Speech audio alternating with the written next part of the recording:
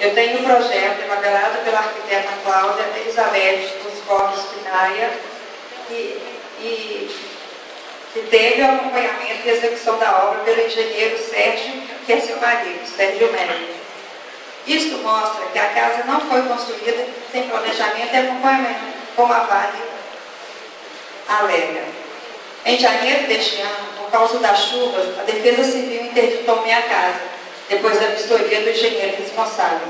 Interditaram 2 pontos, a sala e o quarto. Eu e os meus 3 filhos ficamos fora de casa até que a chuva esfriou. Explicaram que algumas trincas são de acomodação no terreno e que podem ter sido causadas pelas detonações. O laudo saiu depois de quase 3 meses, confirmando as informações informais. Isso mostra que as detonações aceleraram a deterioração da estrutura da casa.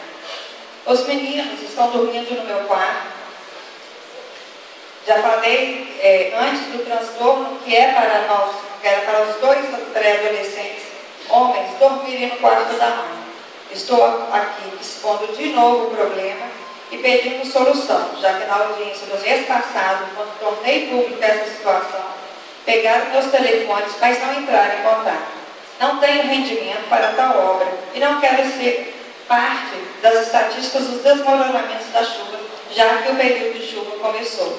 Gostaria mesmo que essa empresa que contribuiu para o problema tivesse a dignidade de ajudar a resolver.